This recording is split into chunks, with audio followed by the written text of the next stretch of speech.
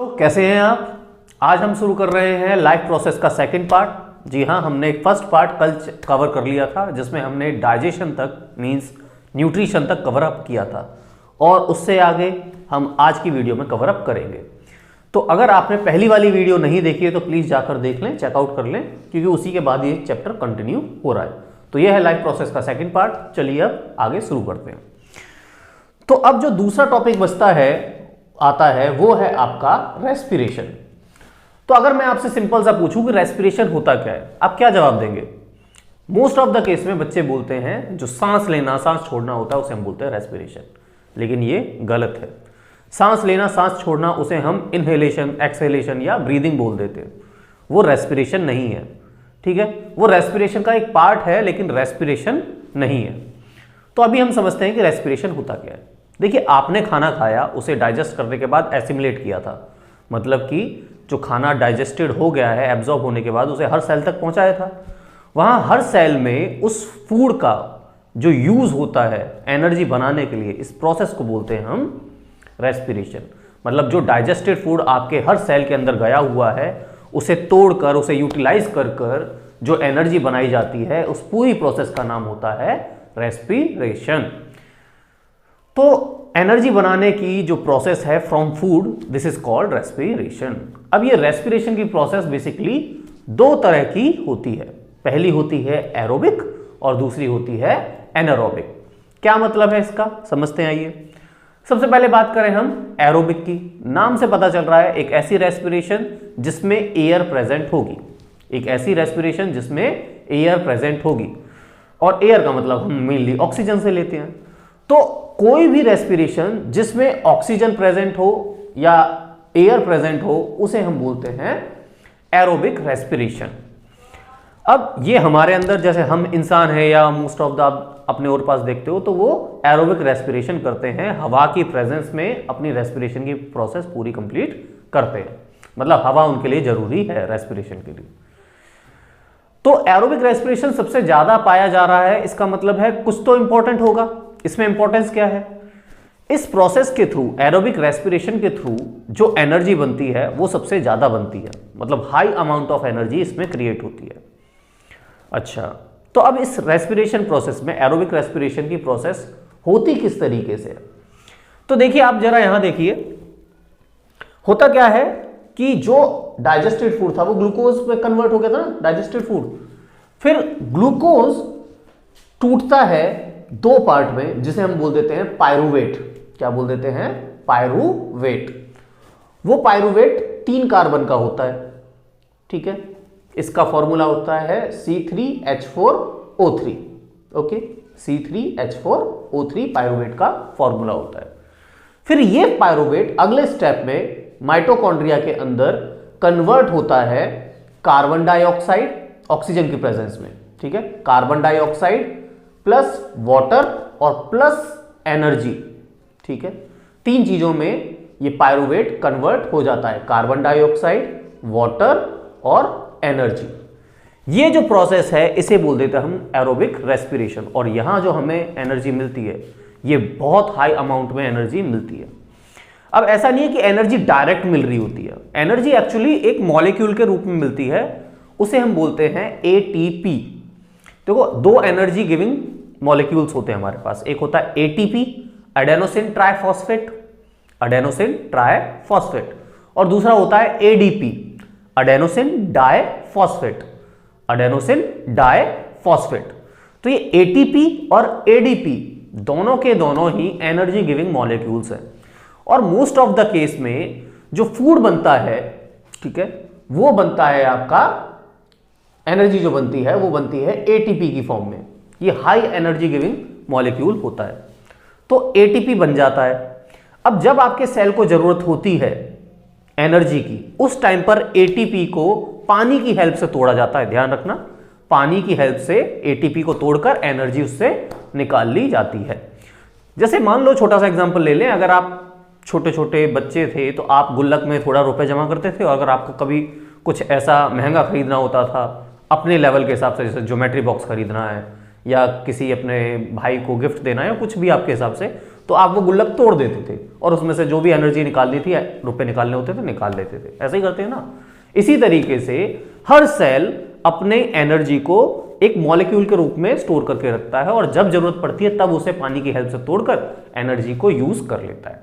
उस मॉलिक्यूल को बोलते हैं एटीपी, और जब टूट जाता है वो कन्वर्ट हो जाता है एनर्जी प्लस एडीपी में। किसमें कन्वर्ट हो जाता है? एनर्जी प्लस एडीपी में। अंडरस्टूड? ये प्रोसेस है आपकी एरोबिक रेस्पिरेशन, जो कि नॉर्मली पाई जाती है। अब बात कर रहे हैं दूसरी रेस्पिरेशन प्रोसेस की, जो कि है एनारोबिक।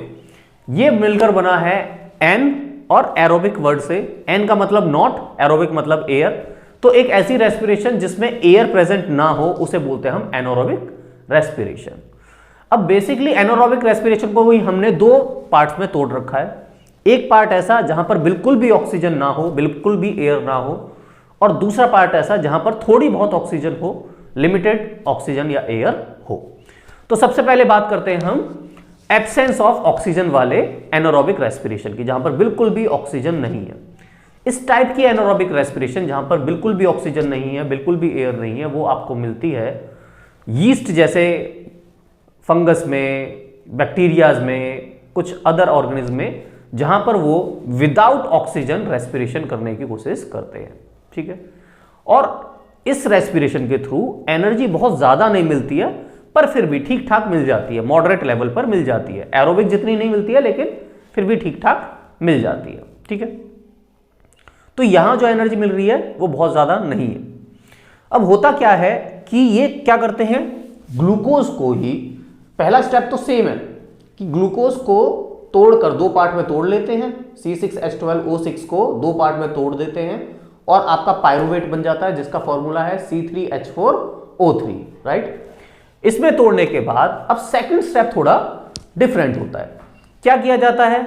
यीस्ट जैसे ऑर्गेनिज्म क्या करते हैं, इसे एब्सेंस ऑफ ऑक्सीजन में जब तोड़ते हैं, कन्वर्ट करते हैं, तो ये टूटता है दो पार्ट में। पहला जो पार्ट है वो है आपका इथेनॉल। क्या है? इथेनॉल। दूसरा पार्ट क्या है? Carbon dioxide. पहला पार्ट है इथेनॉल, दूसरा पार्ट है कार्बन डाइऑक्साइड, फिर तीसरा पार्ट एनर्जी। ठीक है? ये एनर्जी बहुत ज्यादा नहीं होती एरोबिक के मुकाबले, लेकिन हाँ मॉडरेट लेवल पर होती है कि काम चल जाता है। बैक्टीरिया, वैसे भी बैक्टीरिया हो गए, यीस्ट हो गए, ये सब एक सेल की, सिंगुलर सेल की बॉडीज होती हैं, तो इन्हें ज़्यादा एनर्जी की इस तरीके से जरूरत भी नहीं पड़ती है, तो इनका काम इस तरीके से चल जाता है। आई थिंक आपको समझ में आ गया। अगर नहीं आया और अगर आज लग रहा हो कि मैं थोड़ा तेज पढ़ा रहा हूँ, तो हमारे एक व्यूअर हैं, आप में से एक स्टूडेंट हैं, जिन्होंने मुझे बोला था कि सर आप थोड़ा जल्दी जल्दी कवर अप कराइए, वीडियोस थोड़ी लॉन्ग हो रही हैं। तो अगर ऐसी कोई सजेशन हो तो आप कमेंट में लिख सकते हैं, मैं थोड़ा अमल करूंगा उस पर। चलिए, तो इस तरीके से एब्सेंस ऑफ ऑक्सीजन की प्रेजेंस में होने वाली, मतलब बिल्कुल भी ऑक्सीजन ना हो, उसमें होने वाली रेस्पिरेशन, एनारोबिक रेस्पिरेशन में इस तरह की प्रोसेस होती है। अच्छा, इस प्रोसेस को हम फर्मेंटेशन भी कह देते हैं, जब शुगर को, चीनी को तोड़ा जाता है एनारोबिक रेस्पिरेशन में। ठीक है? तो इससे आपको क्या मिल जाता है? इथेनॉल मिल जाता है। अच्छा, इथेनॉल तो आपको पता है एक कंजेप्शनेबल लिक्विड है। शराब जो होती है उसमें बेसिकली इथेनॉल ही होता है, पर सिर्फ शराब में नहीं होता इथेनॉल, आपकी ज़्यादातर मेडिकल इंडस्ट्री में इथेनॉल का यूज़ होता है, आपके सैनिटाइज़र में, बहुत सारी चीज़ों में इथेनॉल का यूज़ होता है, पेट्रोल के अंदर मिक्स करने के लिए इथेनॉल यूज़ होता है, बहुत जगह इथेनॉल का यूज़ है। शराब में तो वो बदनाम है ही, पर अच्छे कामों में भी इथेनॉल का यूज़ है। तो जो इंडस्ट्री है इथेनॉल बनाने वाली, वो इसी फर्मेंटेशन का यूज़ करती है, यीस्ट के जरिए वो शुगर को कन्वर्ट करती है इथेनॉल के अंदर with the help of anaerobic respiration. I think आपको क्लियर हो गया। जो तीसरा टाइप है, मतलब वो इसी का दूसरा टाइप है एनारोबिक का, उसमें क्या हो रहा है कि ऑक्सीजन प्रेजेंट है लेकिन लिमिटेड अमाउंट में। अब पहला स्टेप तो सेम ही है, ठीक है, जो पहला स्टेप है यहां पर वो तो सेम ही है कि ग्लूकोज कन्वर्ट हो रहा है पायरुवेट के अंदर, लेकिन जो दूसरा स्टेप है वो अलग है। यहां क्या हो रहा है? ये चेंज हो रहा है लैक्टिक एसिड के अंदर, जो पायरुवेट है वो चेंज हो रहा है लैक्टिक एसिड के अंदर, और साथ ही साथ बन जाता है आपका थोड़ा सा एनर्जी। ठीक है, साथ ही साथ बन जाती है थोड़ी सी एनर्जी। बहुत थोड़ी एनर्जी बनती है। ये प्रोसेस होती है इन लैक ऑफ, मतलब कमी होने पर, ऑक्सीजन की कमी होने पर जो रेस्पिरेशन हो रही है उस टाइप पर ये इस तरीके से आपका एनर्जी फॉर्मेशन होता है। पर ये आपने देखा कहाँ है, अपनी डेली लाइफ में कहाँ देखा है? देखिए, जब आप दौड़ लगा रहे होते हैं तो उस टाइम पर आपकी बॉडी को एक्स्ट्रा एनर्जी की जरूरत पड़ती है, ठीक है ना। आपकी बॉडी बहुत ज़्यादा जल्दी जल्दी दौड़ रही होती है, तो आपके पैरों की मसल्स, ये सारी मसल्स बहुत ज़्यादा काम कर रही होती हैं रेगुलर के मुकाबले। उस टाइम पर वो बहुत ज़्यादा काम कर रही होती हैं, तो वो ज़्यादा एनर्जी रिक्वायरमेंट मांगती है, क्योंकि ज़्यादा काम करना है तो ज़्यादा एनर्जी चाहिए। अब आपकी बॉडी में तो लिमिटेड अमाउंट में एनर्जी फ्लो हो रही है ना, तो जितनी एनर्जी आप नॉर्मली एरोबिक रेस्पिरेशन के थ्रू ले सकते हैं उतनी तो वहां पर पहुंच ही रही है, पर अब उसे एक्स्ट्रा एनर्जी की भी जरूरत है। तो उस एक्स्ट्रा एनर्जी को क्या करता है, वो जो ग्लूकोज ऑक्सीजन की प्रेजेंस में टूट सकता है जितना, उतना तो टूट ही रहा है एरोबिक रेस्पिरेशन के जरिए, लेकिन जो ग्लूकोज एक्स्ट्रा बचा हुआ है वहां पर, उसे वो विदाउट ऑक्सीजन या थोड़ा लैक ऑफ ऑक्सीजन की प्रेजेंस में तोड़ने लगता है, ठीक है। तो होता क्या है कि सेम टाइम पर वो ज्यादा ऑक्सीजन के साथ बाइंड करने की कोशिश करता है, तो उस वक्त कमी पड़ जाती है, ठीक है। जैसे अगर मानो कि आपके पास 10 थालियां हैं, 10 प्लेट भरी हुई हैं खाने की और 10 ही खाने वाले हैं, तो सबको बराबर बराबर खाना मिल जाएगा, पेट भर के खाना मिल जाएगा। पर अगर खाने वाले ज्यादा हो, मान लो 100 खाने वाले हैं, तो उनकी खाने की नीड भी तो ज्यादा हुई ना, लेकिन थालियां तो सिर्फ 10 हैं, तो फिर थोड़ा थोड़ा आएगा, खाने की कमी पड़ जाएगी। उसी तरीके से ऑक्सीजन की सप्लाई तो आपके बॉडी के अंदर लिमिटेड है ना, पर उस वक्त आपकी बॉडी को, आपकी मसल्स को बहुत ज्यादा जरूरत है एनर्जी की, तो सेम टाइम पर ज्यादा तोड़ने की कोशिश करते हैं और इस वजह से वहां पर लैक ऑफ ऑक्सीजन हो जाती है और इस तरीके का रिजल्ट आता है जहां पर बनता है लैक्टिक एसिड। इसी लैक्टिक एसिड के बनने की वजह से आपकी मसल्स में क्रैम्प आ जाते हैं। जब आप दौड़ कर रुक जाते हो, थोड़ा सा रेस्ट लेते हो, तो थोड़ी देर बाद आपको फील होता है कि आपकी जो मसल्स हैं ना, मांसपेशियां, वो अकड़ने लगी हैं। वो उसी लैक्टिक एसिड की वजह से उनमें जलन सी, अकड़न सी आने लगती है और उसे बोलते हैं हम क्रैम्प्स। आई थिंक आपको समझ में आया। ये है types of respiration, 2 types, aerobic and anaerobic. अब बात करते हैं हम कि जो रेस्पिरेशन है, वो रेस्पिरेशन आपकी होती किस तरीके से एक ह्यूमन बॉडी में। देखिए, ह्यूमन बॉडी में रेस्पिरेशन होने के लिए सबसे जो पहला पार्ट है वो है रेस्पिरेटरी सिस्टम। अब रेस्पिरेटरी सिस्टम आप यहां देखिए, ह्यूमन का रेस्पिरेटरी सिस्टम तो आपको नजर आ रहा है। सबसे ऊपर जो रेस्पिरेटरी सिस्टम है वो कौन सा है? रेस्पिरेटरी सिस्टम का पहला पार्ट है नोज, ठीक है। नोज से आप एयर आपकी अंदर जाती है, नोज से अगला पार्ट आ जाता है नेजल कैविटी, वहां से एयर अंदर गई, नेजल कैविटी से फिर फेर्निक्स आ जाता है, ठीक है। फेर्निक्स बेसिकली वो पार्ट होता है जो माउथ और विंड पाइप के बीच का पार्ट होता है, उसे बोल देते हैं हम फेर्निक्स। वहां से जाने के बाद वो जाता है एपिग्लॉटिस से होता हुआ अंदर की ओर, हवा जो है आपकी एपिग्लॉटिस से होते हुई अंदर की ओर जाती है। एपिग्लॉटिस कॉमन गेटवे होता है जो या तो आपके फूड पाइप पर, मोस्ट ऑफ द टाइम वो फूड पाइप पर लगा हुआ होता है, ठीक है, और आपके विंड पाइप को ओपन रखता है। फूड पाइप को क्लोज रखता है और विंड पाइप को ओपन रखता है। सिर्फ वो फूड पाइप को तब ओपन करता है और विंड पाइप को तब क्लोज करता है जब उसे फूड निकलना होता है, जब हमें फूड निकलना होता है, अदरवाइज वो मोस्टली बंद ही रहता है। तो आपकी जो एयर है वो गई नोज से, नेजल कैविटी से होते हुई, फेर्निक्स से होती हुई पहुंची आगे अगले पार्ट में जो कि है आपका ट्रैकिया। अब देखो, ट्रैकिया जो है यही कहलाता है हमारा विंड पाइप, ठीक है, इसी को हम विंड पाइप कह देते हैं। अब ये जो विंड पाइप है, ट्रैकिया है, इसके चारों ओर, ठीक है, कई सारी रिंग्स ऑफ कार्टिलेज लगी हुई होती हैं, कई सारी रिंग्स ऑफ कार्टिलेज लगी हुई होती हैं। पर ऐसा क्यों है? देखो, आप अज्यूम करो कि एक आपने कोई लॉन्ग सी, एक पतली सी पिन्नी ली है, लॉन्ग सी ली है, और उसके दोनों एंड कटे हुए हैं, मतलब आर पार आप एयर फ्लो करा सकते हो, और आपने उसमें ऐसे फूंक मारी, तो जब तक आपने फूंक मारी तब तक तो वो फूली रहेगी, और जैसे ही फूंक मारना बंद करेंगे वो धीरे धीरे चिपक जाएगी, पिचक कर एक दूसरे से उसकी वॉल्स जो है चिपक जाएगी। अब अज्यूम करो कि वो पिन्नी जब वो फूली हुई थी तब आपने उसे गीला भी कर दिया साथ ही साथ, तो जब वो आपने सांस मारी, फूंक मारी, तब तक तो वो फूली हुई थी, पर जैसे ही आपने फूंक मारना बंद किया वो क्या होगी, चिपक जाएगी। अब फिर जब आप उस पर दोबारा फूंक मारोगे क्या वो खुल जाएगी, नहीं खुल पाएगी ना, क्योंकि अब वो चिपक चुकी है, क्योंकि गीली है। जब तक वो खुली थी, जब तक सूखी थी, तब तक तो शायद वो खुल भी जाती फूंक से, पर अब जब ये अंदर से गीली है तो क्या लगता है ये खुलेगी, नहीं खुलेगी ना। तो इसे हम कोलैप्सिंग बोल देते हैं कि ये जो पाथवे है कोलैप्स हो गया है। इसी चीज से बचाने के लिए जब आप सांस अंदर लेते हो और सांस अंदर लेने के बाद जब 1 सेकंड के लिए आप कहते हैं रोक देते हो सांस को, या फिर सांस छोड़ते हो और तब उस वक्त रुक जाते हो, जो गैप आता है, उस टाइम पर जो आपकी ये जो विंड पाइप है वो चिपक ना जाए, क्योंकि चिपक गया फिर तो वो छूटेगा नहीं, ठीक है। इस चीज को प्रिवेंट करने के लिए उसे रिंग ऑफ कार्टिलेज से कवर किया हुआ है, मतलब उसे चारों ओर से कार्टिलेज हैं जो एक टाइप की बोन का स्ट्रक्चर होता है उससे पकड़ा हुआ है चारों तरफ से, ठीक है, इस तरीके से पकड़ा हुआ है। तो हवा जब जाती है तो वो इस तरीके से बंद नहीं हो पाता। समझ में आया? तो कोलैप्सिंग से बचाता है रिंग्स ऑफ कार्टिलेज। किसे बचाता है? विंड पाइप को। समझ में आया? इसके बाद ट्रैकिया जो है वो 2 पार्ट में डिवाइड हो जाता है, जिसे हम बोल देते हैं ब्रोंकस। क्या बोल देते हैं? ब्रोंकस। जैसे ही 2 पार्ट में डिवाइड हुआ ब्रोंकस, ब्रोंकस से अगला पार्ट जो शुरू हो जाता है वो होते हैं 2 लंग्स। क्या शुरू होते हैं? 2 लंग्स।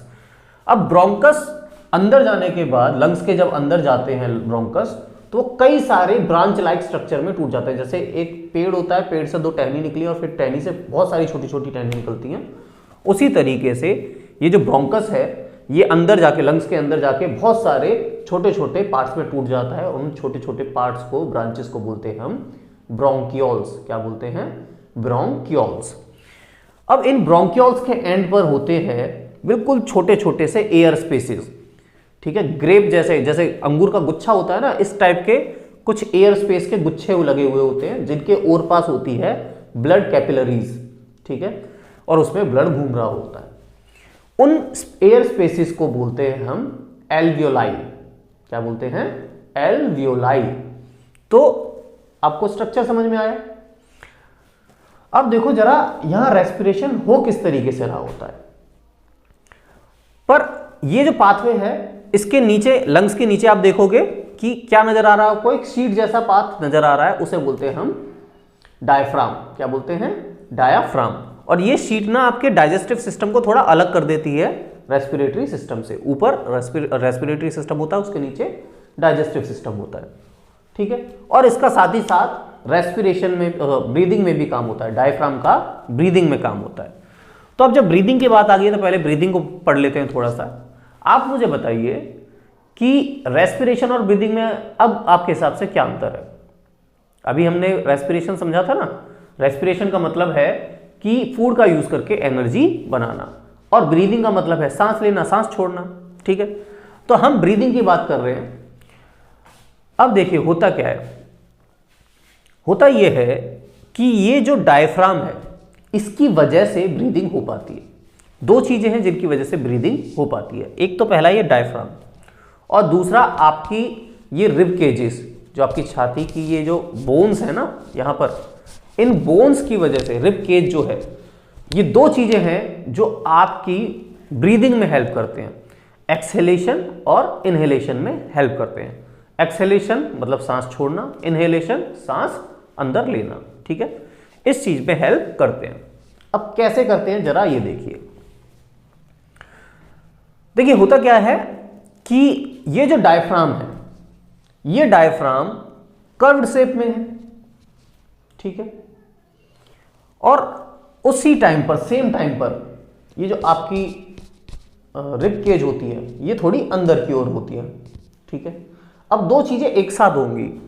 ये जो डायफ्राम है ये नीचे की ओर कॉन्ट्रैक्ट होगा, खिसकेगा, सिकुड़ेगा, ठीक है। ये मान लो एक रबड़ बैंड है जो कि नीचे की ओर खिसकेगी। तो इससे क्या होगा, जो लंग्स का साइज है, मान लो पहले लंग्स इतने थे और डायफ्राम नीचे खिसक रहा है और डायफ्राम से लंग्स चिपके हुए हैं, ठीक है। तो डायफ्राम अगर नीचे खिंच रहा है तो लंग्स भी नीचे खिंचेंगे इस तरीके से, और जब लंग्स नीचे खिंचेंगे तो लंग्स का भी साइज बढ़ गया। समझ में आया?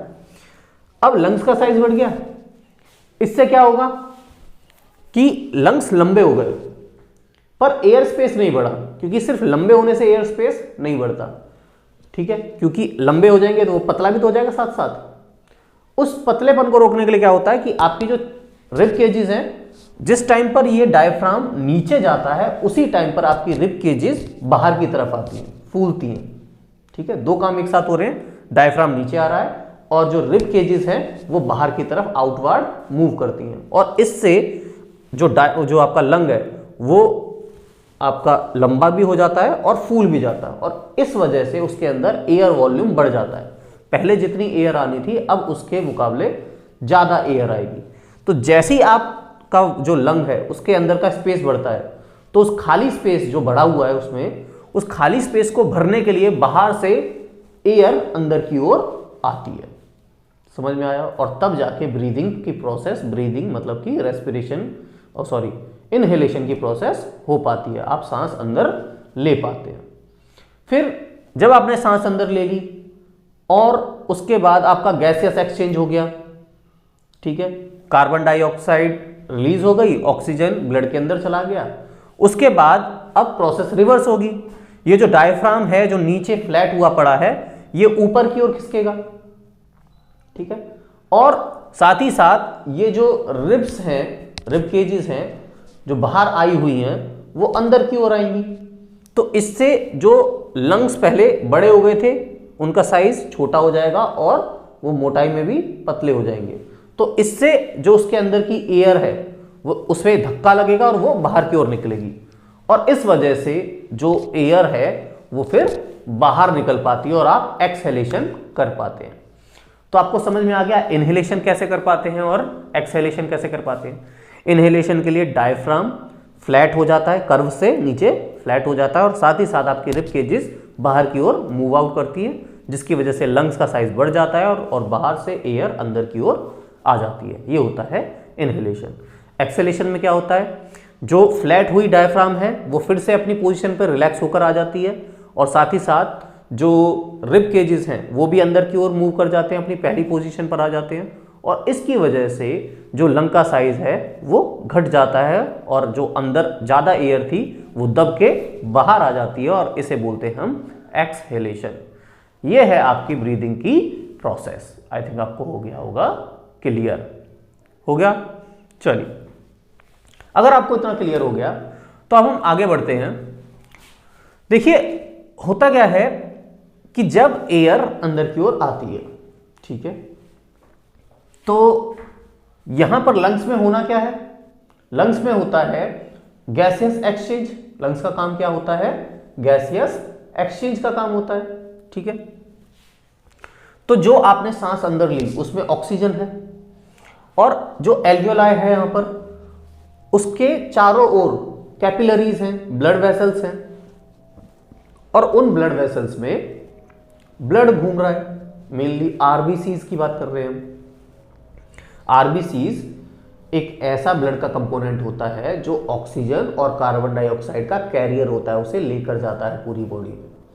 तो आपकी बॉडी से वो कार्बन डाइऑक्साइड को लेकर आता है यहाँ पर, और यहाँ पर कार्बन डाइऑक्साइड को बाहर निकाल देता है और ऑक्सीजन अंदर चली जाती है, और फिर वो ब्लड पूरी बॉडी में ऑक्सीजन को कैरी करके जाता है, और जहाँ जरूरत होती है वहाँ हर सेल के अंदर ऑक्सीजन की सप्लाई करता है ताकि रेस्पिरेशन हो सके। ऑक्सीजन की जरूरत कहाँ है, रेस्पिरेशन में ही है ना। तो ये जो ऑक्सीजन गया हर सेल के पास जाएगा, वहाँ पर ऑलरेडी फूड है, फिर ये ऑक्सीजन और वो फूड दोनों मिलकर एनर्जी बनेगी और एरोबिक रेस्पिरेशन होगी। समझ में आया? चलिए, इस तरीके से आपके लंग्स के अंदर गैसियस एक्सचेंज हो पाता है। अब ये जो एल्वियोलाई का स्ट्रक्चर है, ये जो गुच्छे जैसा स्ट्रक्चर है, ऐसा होता क्यों है? ये ऐसा होता इसलिए है क्योंकि इस टाइप के गुच्छे जैसा स्ट्रक्चर की वजह से जो आपके लंग्स का एयर का जो सरफेस एरिया है, जहां पर एयर एक्सचेंज हो सकती है, वो सरफेस एरिया बढ़ जाता है। बिल्कुल वैसे ही जैसे इससे पहले वाले में विलाई थी, ठीक है, इंटेस्टाइन की जो विलाई थी वो उनका भी सरफेस एरिया बढ़ाने का काम होता है ताकि एब्जॉर्प्शन हो सके। उसी तरीके से एल्वेओलाई का भी काम होता है सरफेस एरिया बढ़ाना ताकि एयर का एब्जॉर्प्शन, एयर के अंदर की जो कार्बन डाइऑक्साइड और ऑक्सीजन है उसका एक्सचेंज हो सके। तो ज़्यादा अगर एरिया होगा तो ज़्यादा एक्सचेंज हो पाएगा। समझ में आया? ये प्रोसेस है आपकी रेस्पिरेशन की in human being. I think आपको क्लियर हो गया होगा। इसके अलावा अगर हम बात करें रेस्पिरेशन इन प्लांट्स की, देखो एक बहुत ही थोड़ी सी हो सकता है कुछ बच्चों ने कभी ध्यान ना दिया हो, तो आज आप समझ लो। हम नॉर्मली क्या कहते हैं कि जब हम प्लांट्स की रेस्पिरेशन की बात कर रहे होते हैं तो हम कहते हैं कि जो प्लांट्स हैं वो ऑक्सीजन छोड़ते हैं, कार्बन डाइऑक्साइड लेते हैं। पर ये ऑक्सीजन छोड़ना, कार्बन डाइऑक्साइड लेना, ये तो फोटोसिंथेसिस में होता है ना, फोटोसिंथेसिस का पार्ट है वो, और उसमें वो खाना बना रहा होता है। अब खाना तो बन गया, जैसे हम न्यूट्रिशन करते हैं, खाना खाते हैं और फूड डाइजेस्ट हो जाता है, तो उसके बाद उससे एनर्जी भी तो बनानी होती है ना। प्लांट अपनी एनर्जी उस जो फूड बनाया है फोटोसिंथेसिस के थ्रू, उसके बाद उस फूड का यूज करके एनर्जी कब बनाते हैं, कैसे बनाते हैं? ये जो प्रोसेस है रेस्पिरेशन की, जो फोटोसिंथेसिस के थ्रू फूड बनाया हुआ है, उस फूड को एनर्जी में कन्वर्ट किया जाता है प्लांट्स के थ्रू इन द नाइट। समझ में आया? रात में फूड कन्वर्ट होता है एनर्जी के अंदर, क्योंकि अब तो वहां पर फोटोसिंथेसिस होनी नहीं है, सूरज है नहीं। उस टाइम पर क्या किया जाता है कि जो फूड बनाया हुआ है उसका यूज करके और जो बाहर एयर है उसमें से ऑक्सीजन लेके और फिर रेस्पिरेशन की प्रोसेस की जाती है, बिल्कुल उसी तरीके से जैसे ह्यूमन बीइंग के अंदर होती है। सेम उसी तरीके से प्रोसेस से कि पहले ग्लूकोज को तोड़ा जाएगा पायरुवेट में, पायरुवेट से फिर वो तोड़ा जाएगा कार्बन डाइऑक्साइड और वाटर में, ठीक है, और साथ में एनर्जी बनेगी। और जो कार्बन डाइऑक्साइड बना यहां पर वो निकाल दिया जाएगा बॉडी से आउट। समझ में आया? ये प्रोसेस लेकिन रात में होती है, इसीलिए रात में फोटोसिंथेसिस नहीं होती, रेस्पिरेशन होती है। तो ये ऑल्टरनेटली काम करते हैं प्लांट्स, रात भर रेस्पिरेशन करते हैं, दिन भर फोटोसिंथेसिस करते हैं, ठीक है। और इनमें ये काम चल भी सकता है क्योंकि इनके ज्यादा मूवमेंट तो करने की जरूरत होती नहीं है। हमारी देखो बॉडी लगभग मूव होती ही रहती है, इसलिए हमें हर वक्त एनर्जी की जरूरत पड़ती ही रहती है। लेकिन प्लांट्स में इतनी एनर्जी की जरूरत नहीं पड़ती क्योंकि ये लगभग ज्यादा स्टेबल ही रहते हैं। तो ये रात भर एनर्जी बनाने के बाद दिन भर उसी एनर्जी का यूज करके एज इट इज रह सकते हैं। समझ में आया? चलिए, यहां हो गया हमारा रेस्पिरेशन की प्रोसेस कंप्लीट। अब बात करते हैं हम अगली लाइफ प्रोसेस की, जिसका नाम है ट्रांसपोर्टेशन। क्या है? ट्रांसपोर्टेशन। चलिए, तो अगर हम बात करें ट्रांसपोर्टेशन की तो आपसे पूछना चाहूंगा कि ट्रांसपोर्टेशन होता क्या है। देखिए, ट्रांसपोर्टेशन एक लाइफ प्रोसेस है जिसमें आपकी बॉडी के अंदर किसी भी सब्सटेंस को एक जगह से दूसरी जगह पहुंचाने का काम किया जाता है। अब ये ट्रांसपोर्टेशन अगर हम ह्यूमन बीइंग्स के अंदर की बात करें तो किस तरीके से होता है? अगर हम ट्रांसपोर्टेशन इन एनिमल्स या ह्यूमन बीइंग्स की बात करें तो वो किसके थ्रू होता है? वो होता है आपके सर्कुलेटरी सिस्टम के थ्रू। तो ट्रांसपोर्टेशन सिस्टम बोल लीजिए या सर्कुलेटरी सिस्टम बोल लीजिए, दोनों का मतलब एक ही है।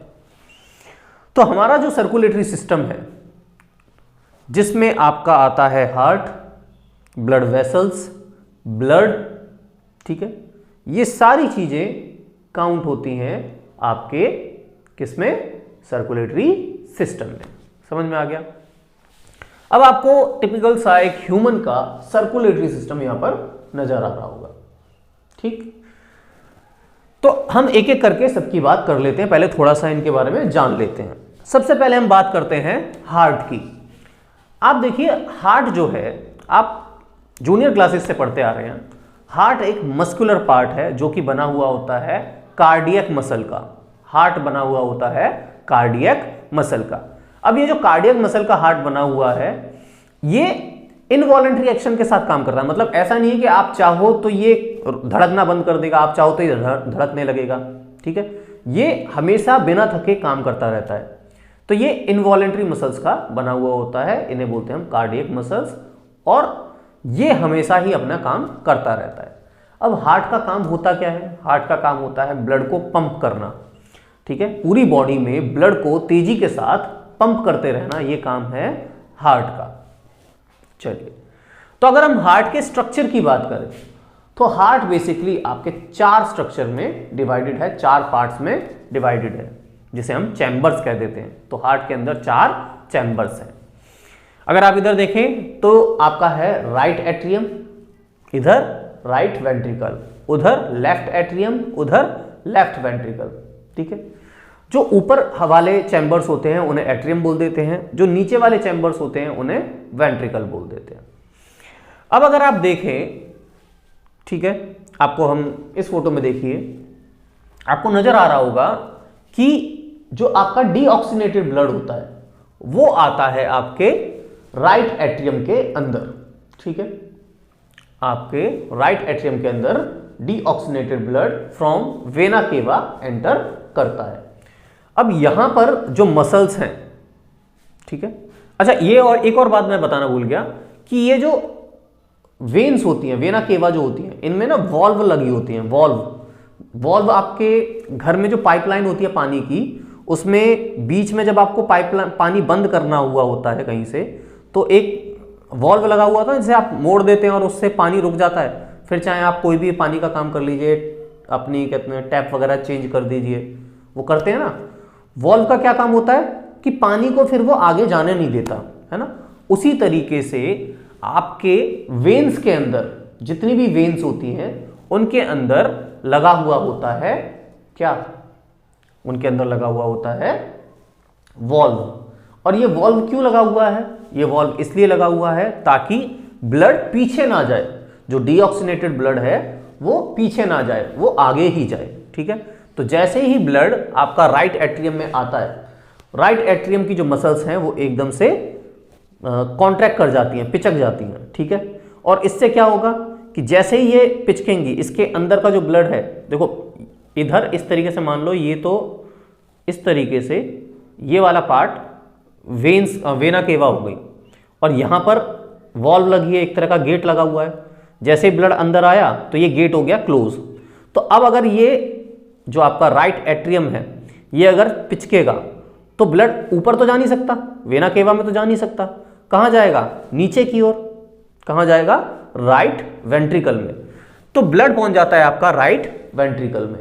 जैसे ही ब्लड आपका राइट वेंट्रिकल में पहुंचता है तो आपका जो राइट वेंट्रिकल है वो अचानक से कॉन्ट्रैक्ट करता है, और उसी टाइम पर, सेम उसी टाइम पर आपका जो ऊपर वाला राइट एट्रियम है वो खुल जाता है, मतलब पहले जैसे अपना रिलैक्स हो जाता है।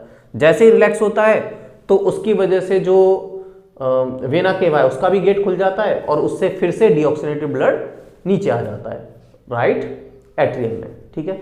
तो फिर से ये राइट एट्रियम दबेगा, नीचे आ जाएगा ब्लड राइट वेंट्रिकल में। अब ये राइट वेंट्रिकल जब दब रहा है तो ब्लड कहां जाएगा? आगे की ओर, ठीक है। और वो जाएगा हार्ट से बाहर, ठीक है। कहां जाएगा हार्ट से बाहर?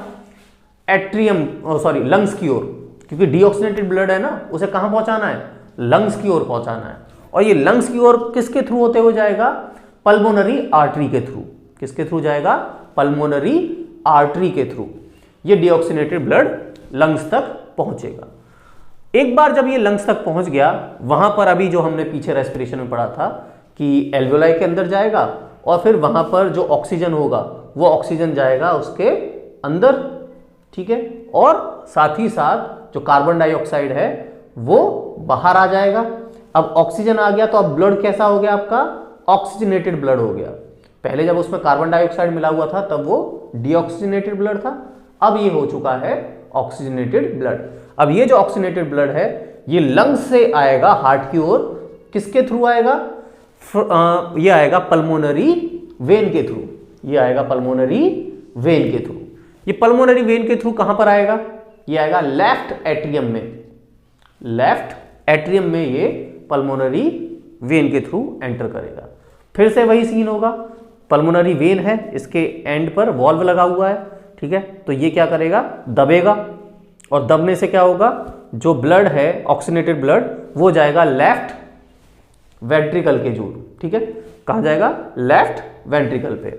वेंट्रिकल फिर लेफ्ट वेंट्रिकल फिर से दबाव बनाएगा, और वो जो ऑक्सीनेटेड ब्लड है वो आयोटा के थ्रू ब्लड आपके हार्ट से बाहर निकलेगा, और ऑक्सीनेटेड ब्लड अब सारे के सारे जितने भी बॉडी ऑर्गेन्स हैं, बॉडी टिश्यूज हैं, वहां तक ब्लड सप्लाई करेगा। जब वहां पर एक बार ब्लड सप्लाई हो जाएगी तो ऑक्सीजन पहुंचाया जाएगा हर सेल के थ्रू, हर सेल तक, हर टिश्यू तक। जब एक बार हर सेल तक, हर टिश्यू तक ऑक्सीजन पहुंच गया इस ऑक्सीनेटेड ब्लड के थ्रू, तो वहां पर होगी रेस्पिरेशन की प्रोसेस, मतलब कि जो ग्लूकोज है उसे ऑक्सीजन की प्रेजेंस में तोड़ा जाएगा, एनर्जी बनाई जाएगी, और साथ में बनेगा कार्बन डाइऑक्साइड। अब वो कार्बन डाइऑक्साइड फिर से इस ब्लड में आ जाएगा, और ये ब्लड बन जाएगा आपका फिर से डीऑक्सीनेटेड ब्लड, और ये फिर वेन से होते हुए सीधे आपके जाएगा वेना केवा के थ्रू हार्ट के अंदर, और अब इस तरीके से ये साइकिल 2 बन जाएंगी, ठीक है। ये पूरा का पूरा है हार्ट के अंदर का मतलब आपकी बॉडी के अंदर का सर्कुलेशन।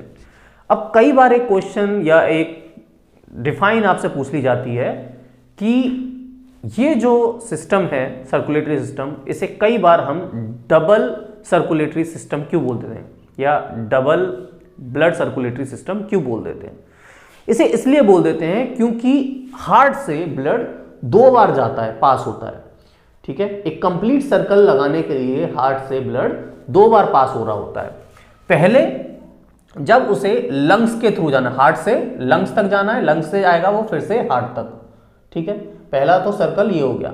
फिर इसके बाद उसे ब्लड को अब फिर से सेल्स के थ्रू होते हुए फिर से दोबारा से हार्ट की तरफ आना है, ये हो गया दूसरा सर्कल। ये जो 2 सर्कल कंप्लीट हो रहे हैं, इसकी वजह से इस सिस्टम को हम बोल देते हैं डबल सर्कुलेटरी सिस्टम, क्योंकि 2 सर्कल्स कंप्लीट हो रहे हैं। आई थिंक आपको हो गई बात क्लियर। चलिए, तो अब बात करते हैं, ये हो गया ह्यूमन के अंदर का हार्ट सर्कुलेटरी सिस्टम। अभी हम बात करते हैं, ये हार्ट के साथ हो गया पूरा का पूरा। अब बात करते हैं ब्लड कैपिलरीज की, ब्लड वेसल्स की। तो ब्लड वेसल्स क्या है? ब्लड वेसल्स आपके सर्कुलेटरी सिस्टम का वो पार्ट है जिसके अंदर पूरा का पूरा ब्लड सर्कुलेट कर रहा होता है, पूरा का पूरा ब्लड घूम रहा होता है। और ये होते हैं बेसिक से 3 तरह के। जो आपकी ब्लड वेसल्स होती हैं वो होती हैं 3 तरह की। पहली होती है आर्टरी, दूसरी होती है वेन, और तीसरी होती है कैपिलरी, ठीक है। अब मैं बहुत एक इंटरेस्टिंग सी आपको बात बताता हूं आर्टरी और वेन के बारे में, जो शायद ही आपने कहीं पढ़ी या सुनी होगी, क्योंकि अभी तक आपने जितना भी पढ़ा है ना, वो देखा जाए तो थोड़ा सा ना गलत इंफॉर्मेशन आपको दी जाती है। मैं ये नहीं कह रहा कि वो गलत ही इंफॉर्मेशन है, देखा जाए तो फैक्ट तो सही ही है, पर अगर हम किसी चीज को शुरुआत से ही सही बताएं तो वो कंफ्यूजन ही ना हो ना। जैसे आप बचपन से क्या पढ़ते आ रहे हो कि आर्टरी होती हैं वो ब्लड वेसल जो ऑक्सीनेटेड ब्लड को कैरी करती हैं, ठीक है, जिनमें ऑक्सीजन वाला ब्लड घूमता है। और वेन्स होती हैं वो ब्लड वेसल्स जिनमें डीऑक्सीनेटेड ब्लड घूमता है, मतलब कि कार्बन डाइऑक्साइड वाला ब्लड घूमता है। यही आपने पढ़ा होगा। फिर आपको कंफ्यूजन आ जाती है कि भाई अगर ऐसा है तो पल्मोनरी आर्टरी में तो डीऑक्सीनेटेड ब्लड घूम रहा है और पल्मोनरी वेन में तो ऑक्सीनेटेड ब्लड घूम रहा है, ये क्यों? वहां हम लिख देते हैं एक्सेप्शन। वहां क्या लिख देते हैं हम? एक्सेप्शन, है ना, कि ये इसका एक्सेप्शन है, ऐसा ही होता है। वो मीम है ना, हमारे यहाँ ऐसा ही होता है। ये जो मीम है ये इसी तरीके से एक्ट करता है। क्यों? क्योंकि हमें पूरी इंफॉर्मेशन नहीं दी जाती। तो है क्या एक्चुअली? मैं बताना क्या चाह रहा हूं? मैं बताना ये चाह रहा हूं कि असल में डेफिनेशन आर्टरी और वेन की ये नहीं है कि आर्टरी से ऑक्सीनेटेड ब्लड घूमता है कि वेन से डीऑक्सीनेटेड ब्लड घूमता है, ऐसा नहीं है। असली जो आपकी डेफिनेशन है समझने के लिए आपके, जिससे आपके डाउट ही ना रहे, वो है कि आर्टरी वो ब्लड वेसल होती है जो आपके ब्लड को हार्ट से दूर लेकर जाती है, ठीक है। जो भी ब्लड वेसल आपके हार्ट से ब्लड को दूर लेकर जाएगी उसे बोलेंगे हम आर्टरी, ठीक है। कोई भी ब्लड वेसल जो ब्लड को हार्ट से दूर लेकर जाए उसे आर्टरी बोलते हैं, और कोई भी ब्लड वेसल जो हार्ट के पास ब्लड लेके आए, मतलब हार्ट के अंदर लेके आए ब्लड, उसे बोलते हैं हम वेन्स। समझ में आया? अब क्योंकि वेन्स ब्लड को हार्ट के अंदर ला रही है, ठीक है ना, हार्ट के अंदर ला रही है, उसका काम ही है अंदर लाने का, तो क्या वो चाहेगी कि ब्लड पीछे आ जाए? नहीं चाहेगी ना। इसलिए वो क्या करती है, उसके पास होती है वॉल्व, वेन्स के पास होती हैं वॉल्व, जो कि ब्लड के पीछे मूवमेंट को रोक देता है, बैक फ्लो को रोक देता है।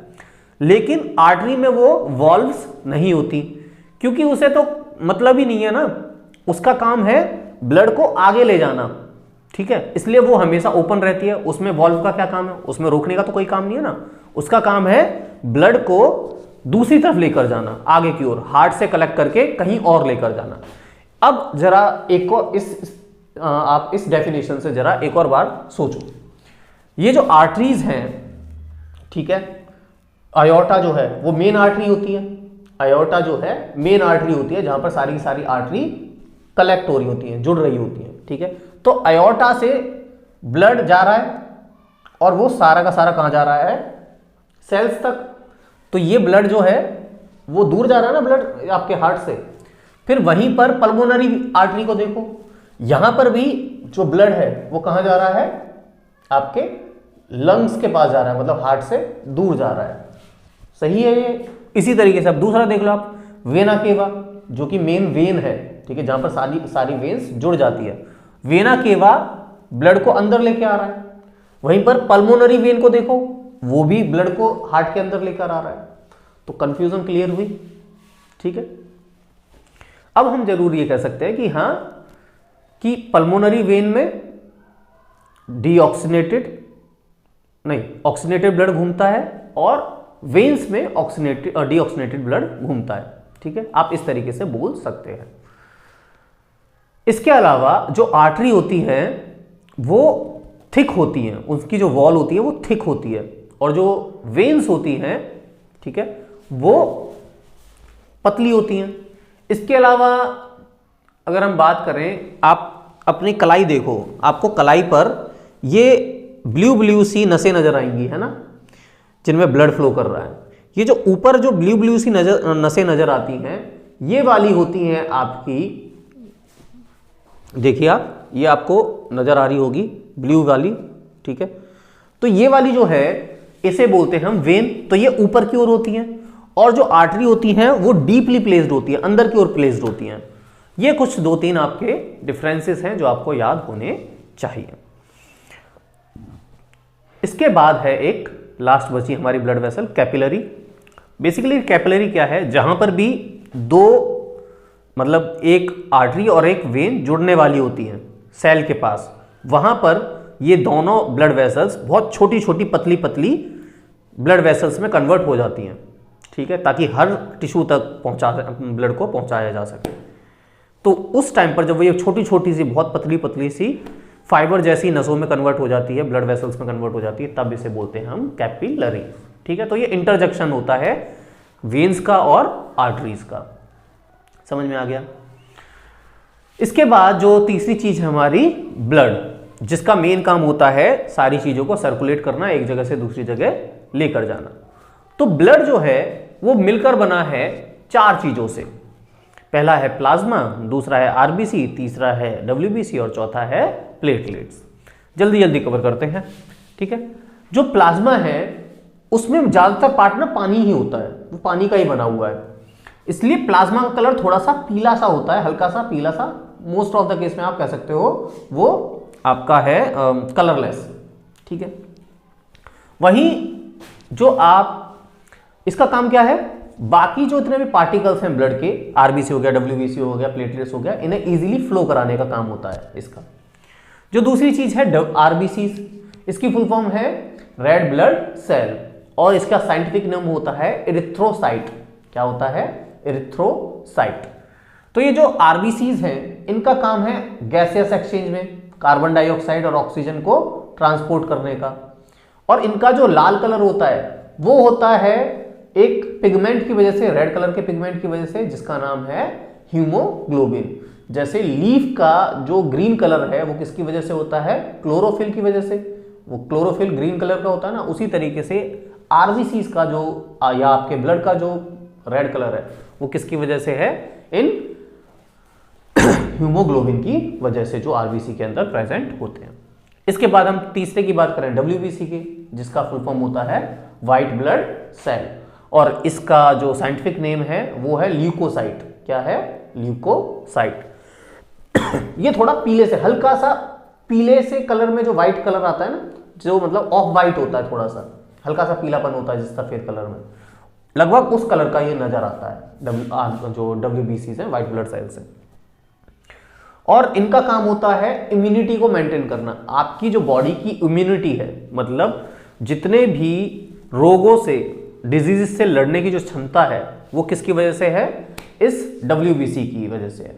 जैसे अगर आप देखो कि आपको जुकाम हो जाता है, कोल्ड हो जाता है, ठीक है, तो जब कोल्ड हो जाता है तो आपकी नोज से वो रनिंग वाटर सा बहने लगता है, म्यूकस निकलने लगता है। वो अक्सर में क्या होता है कि जब आपको कोल्ड होता है तो आपके बॉडी के अंदर कुछ रेट्रोवायरस चले जाते हैं, ठीक है, जो आपकी बॉडी पर धावा बोल देते हैं, आपकी बॉडी पर अटैक कर देते हैं। अब जो डब्ल्यूबीसी है उनका काम है आपकी बॉडी को प्रोटेक्ट रखना। तो फिर जो डब्ल्यूबीसी की आर्मी है वो लड़ती है आपके उस वायरस से, और इसमें दोनों शहीद होते हैं। कुछ डब्ल्यूबीसी मरते हैं, कुछ बैक्टीरिया मरते, वो बैक्टीरिया वायरस मरेंगे, और ये जो मरे हुए हैं यही आपकी बॉडी से बाहर निकलता है, क्योंकि बॉडी तो किसी भी वेस्ट चीज को अंदर नहीं रखती है ना, तो ये इसे बॉडी से बाहर निकल जाती है, ठीक है। और फाइनली अगर आपकी इम्यूनिटी अच्छी है तो आप बीमार नहीं पड़ते, ऑटोमेटिकली सही हो जाते हैं। ये है आपका ब्लड सर्कुलेटरी का पूरा सिस्टम, जिसमें अब लास्ट चीज बची आपकी प्लेटलेट, ठीक है।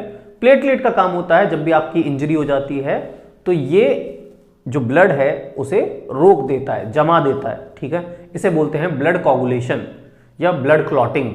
तो ब्लड क्लॉटिंग में हेल्प करता है प्लेटलेट, ताकि इंजरी वगैरह अगर हो जाए, चोट वगैरह लग जाए तो ज्यादा ब्लड फ्लो ना करे और आपके अंदर ब्लड लॉस ना हो, जिससे आपको कोई प्रॉब्लम ना हो। आई थिंक आपको हो गया ब्लड सर्कुलेशन क्लियर, ठीक है। इसके अलावा एक और सिस्टम होता है, ब्लड के अलावा एक और सिस्टम होता है ह्यूमन के अंदर, जिसे बोलते हैं हम लिम्फेटिक सिस्टम। क्या बोलते हैं? Lymphatic system. इस लिम्फेटिक सिस्टम का पार्ट होता है मेन लिम्फ। और लिम्फ क्या है ये समझो। जो ब्लड वेसल्स में फ्लो कर रहा होता है, उसी में से आरबीसीज को छोड़ के बाकी जो चीजें हैं वो ब्लड वेसल से कहीं कहीं लीक आउट कर जाती हैं। मान लो किसी पाइप लाइन में पानी फ्लो कर रहा है और उसमें कहीं छेद हो जाए तो उससे पानी बाहर निकलने लगता है ना। उसी तरीके से जब ब्लड वेसल्स में कहीं लीकेज हो जाए तो उसमें से प्लाज्मा, साथ ही साथ डब्ल्यूबीसी, प्लेटलेट्स, ये सारी चीजें बाहर निकलने लग जाती हैं, एक्सेप्ट आरबीसीज, ठीक है, क्योंकि आरबीसीज का साइज थोड़ा बड़ा होता है। इसे हम बोलते हैं लिम्फ। फिर ये लिम्फ टिश्यूज के बीच में आ जाता है, फिर उन टिश्यूज से प्रोटीन वगैरह एक्सचेंज करने में हेल्प कर देता है।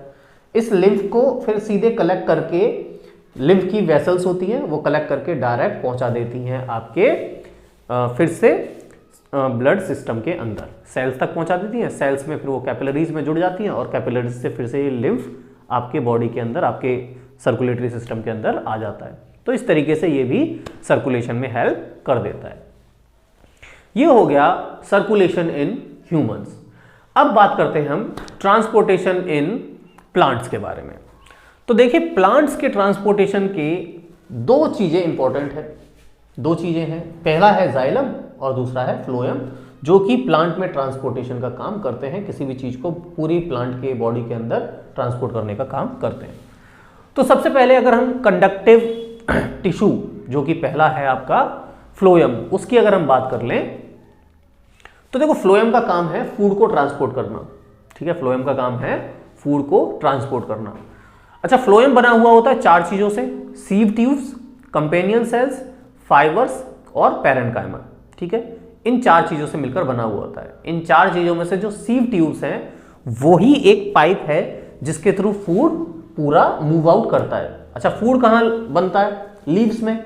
तो ये लीव्स से नीचे की ओर मोस्टली ट्रेवल करेगा ना, तो इसमें जो मूवमेंट होती है फ्लोएम में वो होती है डाउनवर्ड मूवमेंट यूजुअली, ठीक है।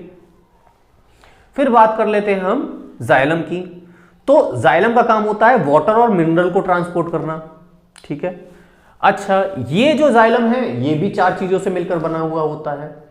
ये बना हुआ होता है आपके पैरेन्काइमा, फाइबर, ये आपके फ्लोएम में भी सेम ही होते हैं, ठीक है। तो पैरेन्काइमा हो गया, फाइबर हो गया, इसके अलावा जाइलम वेसल हो गए, ठीक है। और साथ ही साथ एक और होता है जिसे हम ट्रैकिड्स बोल देते हैं, ठीक, ट्रैकिड्स।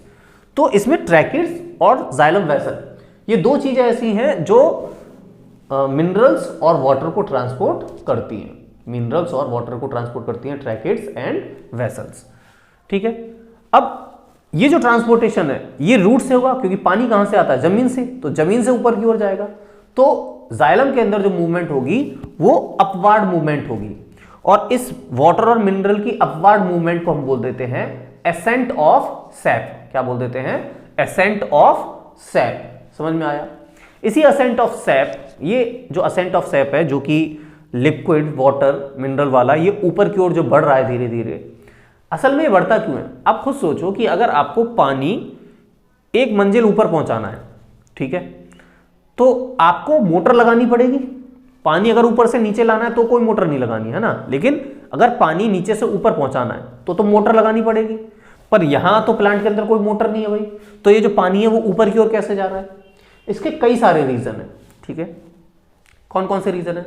एक तो है ट्रांसपिरेशन पुल। क्या है? Transpiration pull. होता क्या है कि जब लीव्स के स्टोमेटा के थ्रू पानी बाहर निकलने लगता है इवेपोरेट होके, तो उसकी वजह से अंदर पानी की कमी होने लगती है, एक स्पेस गैप आ जाता है, ठीक है। और वो जो गैप आ गया, उस गैप को भरने के लिए पानी ऊपर की ओर खींचेगा।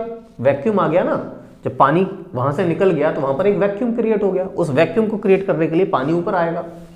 दूसरा, क्योंकि ये जो वेसल्स हैं ये बहुत पतली होती हैं, तो ये कैपिलरी की तरह एक्ट करती हैं।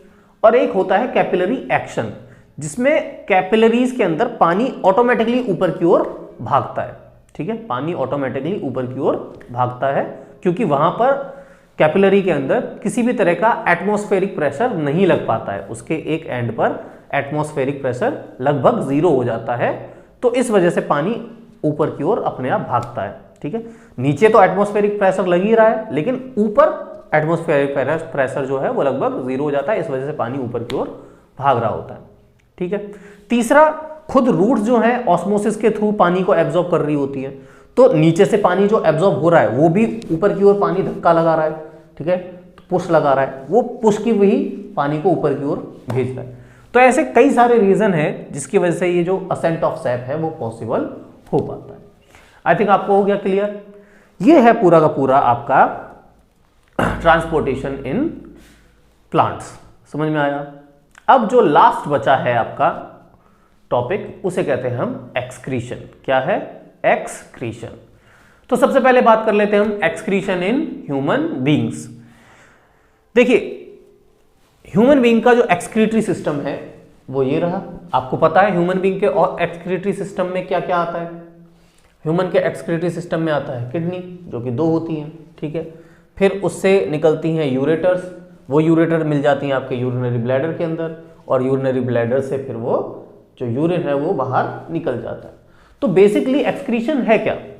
एक्सक्रीशन है आपकी बॉडी के अंदर जितना भी वेस्टेज है, ठीक है, जो आपकी बॉडी के अंदर घुला हुआ वेस्टेज है, फूड की बात नहीं कर रहे, अनडाइजेस्टेड फूड की बात नहीं कर रहे, हम बस बॉडी से निकले हुए वेस्ट की बात कर रहे हैं, उसे पूरी बॉडी से बाहर निकालने की जो प्रोसेस होती है उसे बोलते हैं हम एक्सक्रीशन। और इस एक्सक्रीशन के लिए अलग से एक एक्सक्रीटरी सिस्टम है, तो हम इसके बारे में थोड़ा सा पढ़ लेते हैं। सबसे पहले देखें किडनी के बारे में। तो देखो, किडनी जो है 2 पेयर, मतलब 2 होती हैं, एक पेयर के अंदर प्रेजेंट होती हैं, जिनमें से जो किडनी है वो छोटी छोटी यूनिट से मिलकर बनी हुई होती हैं। उन यूनिट को हम बोलते हैं नेफ्रॉन। क्या बोलते हैं? नेफ्रॉन। नेफ्रॉन का स्ट्रक्चर देख लीजिए आप, ठीक है, ये नेफ्रॉन का स्ट्रक्चर है। ऐसी मिलियंस ऑफ नेफ्रॉन्स इस मिलकर बनाती हैं आपकी किडनी, ठीक है। अब नेफ्रॉन में होता क्या है? देखिए, यहां से आ रही है एक रीनल आर्टरी, ठीक है, इसमें से ब्लड आता है, ठीक है, इसमें से ब्लड आता है।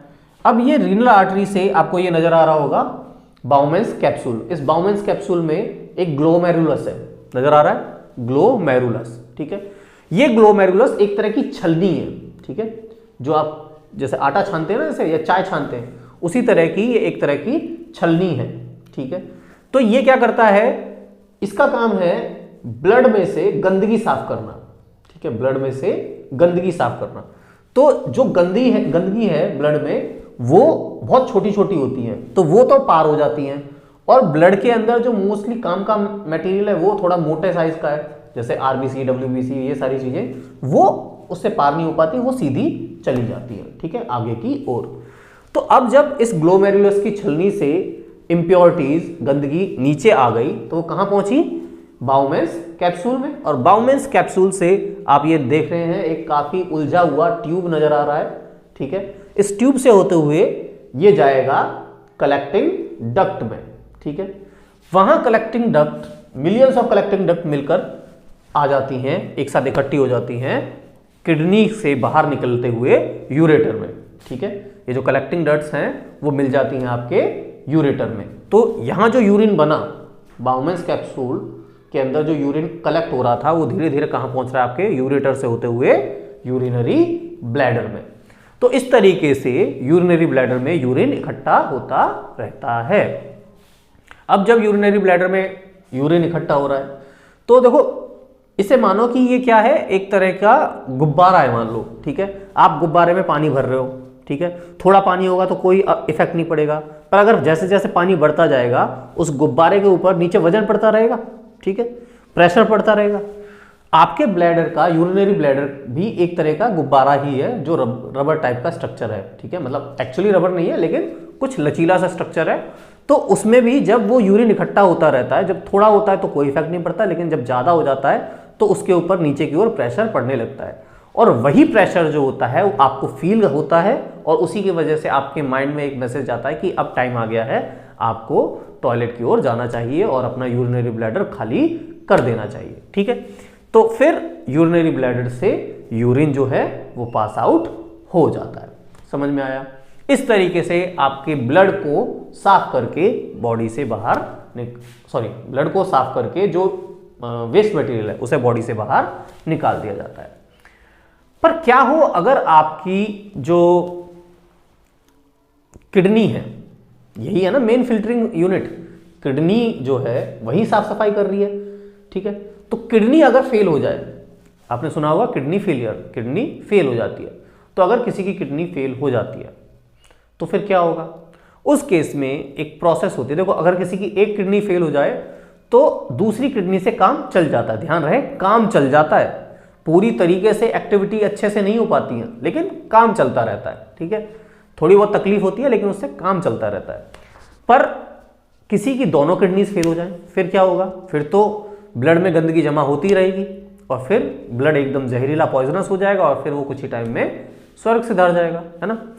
तो इस चीज से बचने के लिए हमने एक आर्टिफिशियल मेथड अपना लिया है, जिससे कि ब्लड की सफाई कर दी जाए, ठीक है। इस मेथड को बोलते हैं हम आर्टिफिशियल हीमोडायलिसिस, या नॉर्मली हम हीमोडायलिसिस या डायलिसिस भी बोल देते हैं, ठीक है। तो ये जो डायलिसिस की प्रोसेस है, ये एक मशीन्स के थ्रू होती है, डायलिसिस मशीन, ठीक है। और उसमें क्या किया जाता है, आपके ब्लड वेसल्स को कनूला के थ्रू जोड़ दिया जाता है, जिससे कि ब्लड निकल रहा होता है, ठीक है। और वो मशीन में जाता है, वहां से फिर मशीन से वो फिल्टर होता रहता है, और जो प्योर आपका ब्लड है, ठीक है, उसे दूसरी ब्लड वेसल में डालते रहते हैं। तो इस तरीके से एक पूरा, जब लगभग ब्लड आपका सर्कुलेट हो जाता है, साफ हो जाता है, उसके बाद आपकी डायलिसिस की प्रॉब्लम कहना मतलब डायलिसिस की प्रोसेस कंप्लीट हो जाती है। पर ऐसा नहीं है कि आपने एक बार डायलिसिस करवा लिया हो गया काम, ठीक है। ये रिपीटेड प्रोसेस होती है, एटलीस्ट आपको 1 महीने में एक बार करवानी होती है, और फिर डिफरेंट जो भी आपके डॉक्टर आपको रिकमेंड करें उस हिसाब से आपको वो प्रोसेस करवाती रहनी पड़ती है। समझ में आया? थोड़ी सी कॉस्टली होती है, लेकिन आपके पास एक ऑप्शन होता है। ये था आपका एक्सक्रीशन इन ह्यूमन बींग्स। अब बात करें एक्सक्रीशन इन प्लांट्स। देखो, प्लांट्स में एक्सक्रीशन करने के बेसिक से 2 तरीके हैं। पहला है स्टोमेटा के थ्रू, दूसरा है लेंटिसेल्स के थ्रू, ठीक है। स्टोमेटा क्या है? जो ग्रीनिश पार्ट होता है प्लांट का, उसके ऊपर छोटे छोटे से पोर्स होते हैं, छेद होते हैं, जो कुछ गार्ड सेल से घिरे हुए होते हैं, उन्हें बोलते हैं हम स्टोमेटा। इससे पहले वाले चैप्टर में हमने थोड़ा सा उसके बारे में डिस्कस किया है, मतलब जो पार्ट किया था हमने, ठीक है, उसमें फोटोसिंथेसिस वाले में थोड़ा सा इसे डिस्कस किया है, जरा वहां पर जरूर देख लेना। तो वहां पर हमने पढ़ा है कि स्टोमेटा होता है, उसमें छेद होते हैं, और उस छेद से जो एक्स्ट्रा प्लांट बॉडी के अंदर जो एक्स्ट्रा वाटर है वो बाहर निकल जाता है या उससे कोई और चीज बाहर निकालनी है, जैसे कि फॉर एग्जांपल मान लो कोई रेजिन बाहर निकालना है या कुछ और चीज बाहर निकालनी है, वो निकाल देता है उसके थ्रू बाहर। दूसरी चीज होती है लेंटिसेल्स। क्या होती है? लेंटिसेल्स। ये ना जो छाल होती है, सूखी हुई छाल होती है पेड़ की, ठीक है, वहां पर छोटे छोटे से छेद होते हैं, उसे बोल देते हैं हम लेंटिसेल्स। और वो जो लेंटिसेल है वो भी यही काम करते हैं, गैसेस एक्सचेंज पे भी हेल्प कर देते हैं और साथ ही साथ एक्स्ट्रा मटेरियल बाहर निकाल देते हैं। जैसे आपने देखा होगा नीम के पेड़ पर या तने पर आपने वो गोंद सी देखी होगी जो निकल रही होती है ना। ऐसे आपने बबूल के पेड़ पर वो गोंद सी देखी होगी। ये जो गोंद होती है असल में ये वेस्ट मटेरियल है प्लांट के लिए, ठीक है, पर उसे निकालते हैं, किसके थ्रू निकाल रहे हैं? वो लेंटिसेल के थ्रू। तो वो उनका एक्सक्रीशन की प्रोसेस कर रहे हैं। तो कुछ इस तरीके से प्लांट्स अपना एक्सक्रीशन की प्रोसेस करते हैं, और जो वाटर को स्टोमेटा के थ्रू ये एक्सक्रीट आउट करते हैं, इस प्रोसेस को बोल देते हैं ट्रांसपिरेशन। क्या बोल देते हैं? Transpiration. The loss of water through stomata of the leaf by the plants is called transpiration. तो मेरी ओर से कंसाइज फॉर्म में ये चैप्टर यहाँ पर फिनिश होता है। इसके अलावा भी कुछ डाउट बचे हों छोटे मोटे तो आप कमेंट में डाल सकते हैं, मैं उनके ऊपर भी कोई छोटी मोटी वीडियो या हो सके तो शॉर्ट्स में वीडियो बनाकर आपके लिए डाल दूंगा, ठीक है। तो अब हम लेते हैं इजाज़त। अगर आपको अच्छी लगी हो वीडियो तो एज यूजुअल कमेंट कर देना, लाइक कर देना, और अपने साथ साथ अपने दोस्तों को भी रिकमेंड कर देना।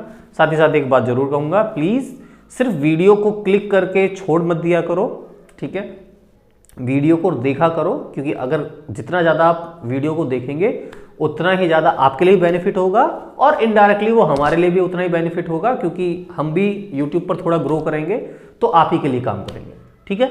जितना ज़्यादा बेटर हो सके, ये एक्स्ट्रा प्रेशर से थोड़ा मुक्त हो जाएंगे और फिर आप ही के डेडिकेशन पर काम करेंगे, ठीक है। तो प्लीज़ थोड़ा सा सब्सक्राइब कीजिए और थोड़ा सा सपोर्ट कीजिए।